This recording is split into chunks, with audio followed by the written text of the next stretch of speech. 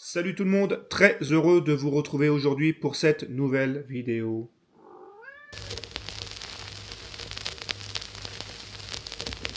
Salut tout le monde, aujourd'hui je vais vous présenter ce que j'ai trouvé lors de la bourse aux disques qui a eu lieu à Creil fin novembre. Alors vous allez voir, il y a de belles petites choses aujourd'hui dans cette vidéo. Fait très rare sur la chaîne, j'ai de la cassette audio à vous présenter. Il y aura 2 CD et on terminera ensuite sur les vinyles. Alors je n'y suis pas les seuls, hein. Dans cette bourse aux disques, il y avait ma femme qui est venue, c'est très rare, mais elle est venue avec moi. Ma grande fille aussi, parce que voilà, elle fait aussi une petite collection de vinyles, donc voilà, elle s'est trouvée de belles petites choses, mais que je vous présenterai pas dans cette vidéo. Et j'étais accompagné, bien sûr, de la Lino Family et de Paddy Rock, à qui je fais un petit coucou. Donc, je vais commencer en vous présentant les cassettes audio. Alors, pour vous remettre dans le contexte, je suis arrivé à 9h30. J'ai commencé à faire mon premier tour assez rapide, comme je fais habituellement quand je fais ce genre de bourse au disque, quand il y a, on va dire, à peu près 50 exposants. Donc je fais un premier tour assez rapide et seulement ensuite je retourne et je vais plus sérieusement dans les bacs. Mais donc voilà, je commence à faire mon tour rapide et là j'arrive tout au bout, le tout dernier exposant qu'il y avait au fond de la salle. Et là je tombe sur un carton rempli de cassettes audio neuves scellées d'époque. Alors quand je dis d'époque, c'est années 90. Du CD 9 scellé, des vinyles maxi 45 tours en plusieurs exemplaires neufs, des 45 tours en plusieurs exemplaires neufs. Donc ça, j'ai pas cherché, je me suis arrêté tout de suite à son stand. J'ai discuté très rapidement avec cet exposant et en fait c'était un ancien disquaire qui a fermé son magasin début des années 2000.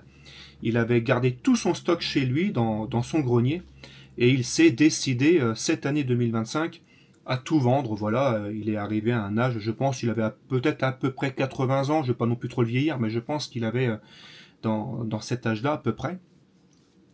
Et du coup, voilà, il vendait tout ce qu'il avait stocké chez lui à des prix super intéressants et en plus, en prenant pas mal de choses, il vous faisait un beau petit prix. Alors pour vous dire, les cassettes que je vais vous présenter étaient vendues au départ à 3 euros pièce. Alors, le seul regret que j'ai est que je suis arrivé un tout petit peu, on va dire, allez, 10 minutes trop tard sur le stand, simplement parce que, en discutant avec cette personne, quelqu'un est arrivé à côté de moi pour payer ce qu'il avait pris, donc il avait même un petit carton. Il y avait les albums de Nirvana 9 scellés, du Depeche Mode 9 scellés, du Rolling Stones, du Beatles 9 scellés, et en faisant le total, la plupart des cassettes lui sont revenues à même pas 2 euros. Donc il a fait un jackpot de malade. Mais bon, on ne peut pas gagner à tous les coups, ce n'était pas pour moi cette fois-ci. Donc je vais commencer avec la première cassette, il s'agit de l'album Beauty de Ryuichi Sakamoto, donc qui était vendu à 76 francs à l'époque. Donc ça, c'est un album qui est sorti en 87-88. Album synth pop, rock expérimental, qui est vraiment très très bon. Vous avez du très beau monde dans cet album. Vous avez Youssou N'Dour, Brian Wilson des Beach Boys. Vous avez Jill Jones sur la première chanson qui s'appelle You Do Me. Alors Jill Jones, si vous ne connaissez pas, je pense que ça va parler aux fans de Prince parce que c'était une de ses protégées. Vous avez également une reprise des Rolling Stones, la chanson We Love You. Donc voilà, très très bon album de Ryuichi Sakamoto. Et on en reparlera après parce que j'ai encore autre chose de lui en vinyle. Ensuite, le dernier des Mohicans, le film de Michael Mann avec Daniel Day-Lewis. Donc cassette sortie en 92 et qui était vendue à 89 francs. Donc voilà, tout neuf. Ensuite, non ça c'est pour après, le Hot Shots, cassette Varese Sarabande, donc film avec Charlie Sheen, hein, je vous apprends rien, et cassette qui était vendue à 84 francs 50. Donc voilà, le petit logo Varese. La musique du film Backdraft, film de Ron Howard avec Kurt Russell, je cherchais le nom, désolé, vendu à 83 francs 50. Voilà, ça c'est sorti en 91 chez Milan America et distribué en France chez BMG France. La musique du film Cocktail avec Tom Cruise. Une petite compilation où vous avez les Beach Boys qui chantent Kokomo, je crois. Ouais, Kokomo. Vous avez Bobby McFerrin, Preston Smith, Little Richard. Donc voilà. Et celle-ci est un peu moins chère. Elle était vendue à 50 francs 50. Et pour terminer, 2 cassettes. Donc c'est le même album, mais comme elles sont différentes, je me suis dit je vais les prendre. Et puis vu que c'est un groupe d'un artiste que j'aime beaucoup, c'est juste pour la collection parce que j'ai rien pour écouter les cassettes. Et puis la plupart des cassettes que je vous ai présentées là juste avant ne sont pas pour moi, mais pour quelqu'un que vous connaissez très bien. Donc vous les verrez certainement sur une autre chaîne dans très peu de temps. Donc il s'agit de l'album Tin Machine 2. Donc Tin Machine, si vous ne connaissez pas, c'est le groupe où vous aviez David Bowie, Reeves Gabrels et les frères Sells, donc Tony et Hunt. Donc Reeves Gabrels qui aujourd'hui est guitariste du groupe The Cure et Hunt et Tony Sells que les fans, on va dire, d'Iggy Pop connaissent très bien parce que à l'époque où Iggy Pop travaillait avec David Bowie sur les albums Lust for Life et puis The Idiot, ils étaient dans le groupe, ils étaient musiciens sur ces albums. D'ailleurs, la batterie que vous entendez au début de la chanson Lust for Life, c'est Unsells qui est à la batterie. Donc, si j'ai pris, c'est parce que, ben voilà, vous avez cette étiquette que vous n'avez pas ici, et puis à l'arrière, alors c'est les mêmes chansons, mais elles ne sont pas positionnées pareil sur la pochette arrière. Donc, voilà. Je préfère le premier album de Tin Machine, mais celui-ci, bon, s'écoute quand même. Mais bon, comme je vous disais, je ne vais pas les écouter. Je l'ai en vinyle, hein, celui-ci, qui était sorti il y a quelques temps, qui avait été réédité chez Music on Vinyl. Mais donc voilà, deuxième et ultime album de Tin Machine. Ensuite, je passe au CD. Donc j'en ai pris 2. Le premier, c'est le Gremlins 2. Voilà, alors désolé s'il y a des reflets, parce que ça brille, c'est encore tout neuf. Donc voilà, alors celui-ci j'aimerais bien me le trouver un jour en vinyle, hein. C'est pas non plus une rareté, mais je ne l'ai pas encore vu en vinyle celui-ci. Mais donc voilà, pour à peine 3 €, parce qu'il m'est revenu à peine à 3 €. J'ai pas hésité à le prendre. Et ça c'est excellent. Désolé de vous décevoir, mais que ce soit le film ou la musique, je préfère le 2. J'ai pris également de chez Varese le Shanghai Noon, donc sorti en France sous le nom Shanghai Kid. Donc il y a eu une suite également qui est bien moins bonne et qui lui était vendu à 141 francs à sa sortie. Donc film bien sympathique, moi j'aime bien celui-ci avec Jackie Chan et Owen Wilson. Certainement dans le top 3, je vais dire, de ces films américains. En même temps, c'est pas compliqué, ils sont quand même pas très très bons les films américains de Jackie Chan, mais bon, celui-ci, le premier Rush Hour, reste des films, on va dire, quand même assez potables. Et je me suis fait la réflexion d'ailleurs de me dire que je l'ai en DVD et ce n'est jamais sorti en Blu-ray chez nous. D'ailleurs, il est même pas sur Disney+, celui-ci, pourtant c'est un film Buena Vista, mais bon, il est toujours pas sur Disney+. Donc voilà, le Shanghai Noon. Allez, on passe au vinyle. Le premier vinyle, c'est un maxi 45 tours. Alors c'est le seul que j'ai pris chez cet exposant où j'ai eu les CD et les cassettes. Donc c'est un maxi 45 tours de Bobby Brown avec On Your Own. Donc musique du film Ghostbusters 2. J'aime énormément cette chanson. Je suis pas un fan, hein, j'écoute même jamais ce style de musique, donc New Jack, je crois qu'on appelle ça comme ça, désolé, je connais pas très très bien, mais elle est très très efficace cette chanson, et lui était vendu à 44 francs 50. Donc voilà, vinyle 9, sorti chez MCA Records, voilà. Donc vous avez sur celui-ci la version longue qui fait 6 minutes 29, la version 45 tours de 4 minutes 15 et la version instrumentale qui fait 4 minutes 37. Donc pour Ce maxi 45 tours de Ghostbusters 2, alors qu'il n'est pas rare du tout, hein, ça on le trouve très facilement, mais en général, moi quand je le vois, il n'est pas souvent dans un très très bel état. Donc là, autant le prendre puisqu'il était neuf. Donc ça, les 2 CD et ensuite 2, 4, 6, 7 cassettes. J'en ai eu pour 15 € le tout. Donc un peu moins de 2 € pièce.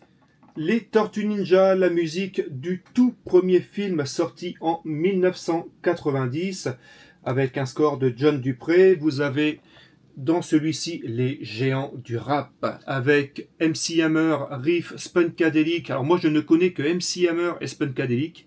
Les autres ne me disent absolument rien. Alors le film, j'en ai un souvenir très lointain. J'ai la VHS, toujours, mais qui est chez mes parents, que j'ai dû avoir très certainement lors d'un Noël, peut-être 91-92. Donc, mais je l'ai pris essentiellement pour la pochette, pour être tout à fait franc avec vous. Donc, nous avons à l'intérieur de celui-ci une sous-pochette où vous avez les tortues d'un côté et les paroles. Voilà. Ensuite, également les paroles de ce côté-là. C'est un vinyle sorti chez EMI. Et ce vinyle provient d'une bibliothèque de Radio France. Donc je pense que cet exposant a certainement dû récupérer un stock. Enfin, il a peut-être acheté ça aux enchères, c'est fort possible, j'ai pas demandé. Mais je pense que c'est quelque chose comme ça. Parce que j'en ai un deuxième ensuite à vous présenter et c'est la même chose. Vous avez aussi le logo Radio France. Donc voilà, le premier Tortue Ninja, sorti en 1980. Le second, il s'agit de la musique de Fievel et le Nouveau Monde, dessin animé qui avait été produit par Steven Spielberg, musique de James Horner et réalisé par Don Bluth. Alors Don Bluth, c'est pas un inconnu, hein. Il a réalisé juste avant celui-ci Brisby et le secret de Nîmes. Également Rocorico, ça va peut-être vous parler si vous avez à peu près mon âge, donc dans les années 90. Moi je me souviens parce que c'était Eddie Mitchell qui avait prêté sa voix au personnage principal. Et puis, je veux dire plus récemment, mais c'est quand même dans les années 90, mais l'un de ses derniers très connus, c'était Anastasia. Donc voilà, alors c'est pareil, j'ai pas un grand souvenir non plus de celui-ci, de dessin animé. Je l'avais aussi en VHS, je dois toujours l'avoir encore chez mes parents. Je sais qu'il y a eu une suite à Fievel, alors je sais plus si c'est Fievel au Far West, il me semble, mais qui n'était pas réalisé par Don Bluth. Et après ce deuxième Fievel, le personnage est tombé un peu dans l'oubli. Si vous demandez à vos enfants qui ont peut-être dans les 10 ans aujourd'hui, est-ce que tu connais le personnage Fievel? À mon avis, je pense que 99% vont vous dire pas du tout. Mais bon, en tout cas, nous, voilà, en 90, j'avais quoi? J'avais à peine 10 ans, donc j'aimais bien. Mais bon, je ne l'ai pas revu depuis, donc je ne sais pas si mon souvenir serait encore si bon que cela. Et c'est un vinyle sorti chez MCA Records.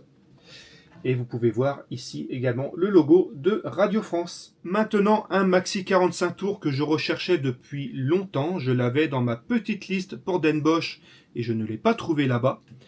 Donc, à un moment donné, j'arrive devant un bac qui donnait vraiment pas envie. La plupart des vinyles étaient entre 2 et 5 euros. Donc je me dis laisse tomber parce que vraiment le vinyle qu'il y avait devant et puis on voyait vraiment derrière que toutes les pochettes étaient mais ratatinées.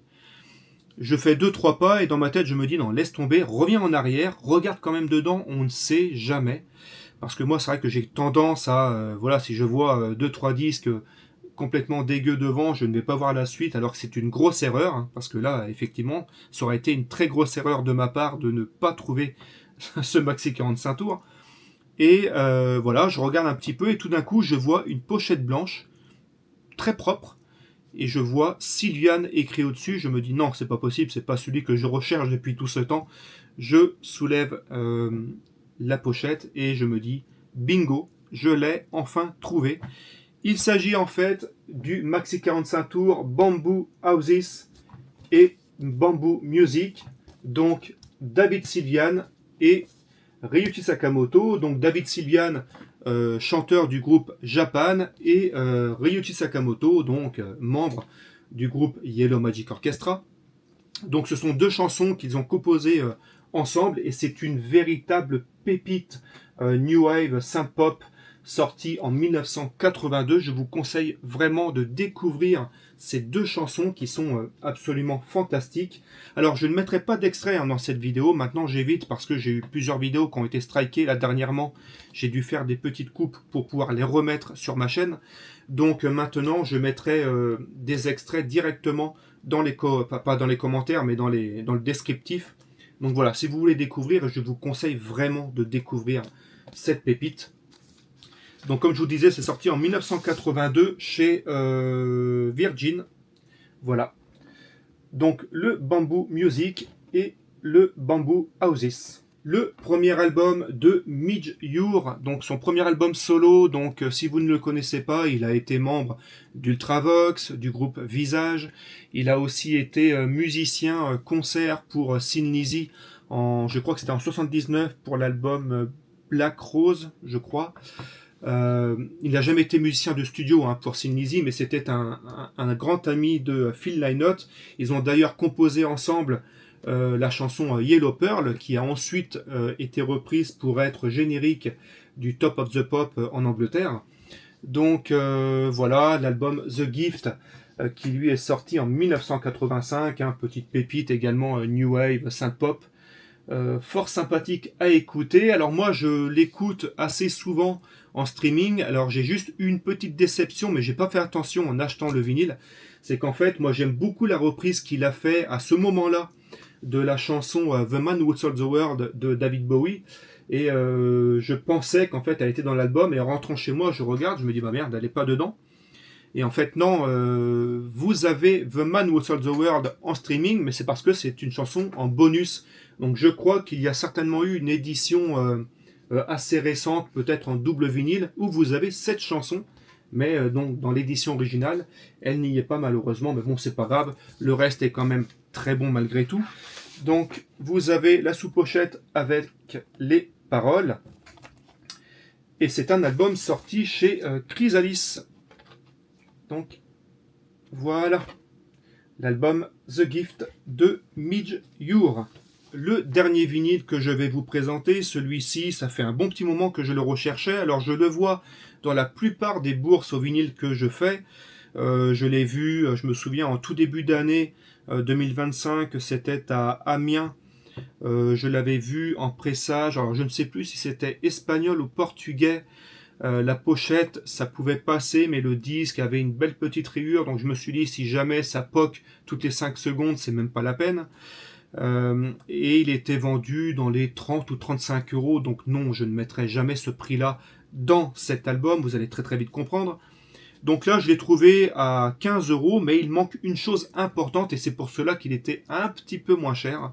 Je l'avais vu également à Den Bosch, pareil, dans les 30-35 euros en pressage japonais, et du coup, je ne l'ai pas pris. Donc, il s'agit de la musique du premier Rocky, donc musique de Bill Conti. Excellente musique, cultissime de Bill Conti. Donc, comme vous pouvez voir, la pochette est neuve de chez neuve. Le vinyle, pas une seule rayure, il brille comme étant complètement neuf. Donc voilà, sorti chez United Artists. Et il manque à celui-ci, vous allez très très vite comprendre. Donc voilà, vous avez une petite leaflet à l'intérieur.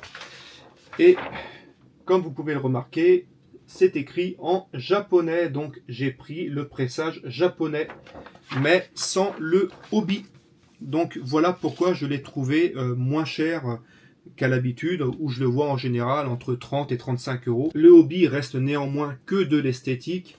Donc voilà, j'ai pas hésité pour 15 balles. Si demain je le retrouve avec le hobby, je le prendrai, et celui-ci je le revendrai. Mais bon, à aujourd'hui, je suis très content de l'avoir trouvé dans cet état nickel. Et puis, c'est Rocky, quoi. C'est excellent. Voilà, cette vidéo est terminée. J'espère que ça vous a plu. C'était la dernière vidéo sur cette chaîne pour cette année 2025. On se donne rendez-vous courant 2026 pour la suite de mes aventures sur YouTube. En attendant, je vous souhaite à tous et toutes de très belles fêtes de fin d'année, en espérant que vous aurez beaucoup de vinyles sous le sapin. Et puis voilà, allez, je vous dis à très bientôt les amis. Ciao.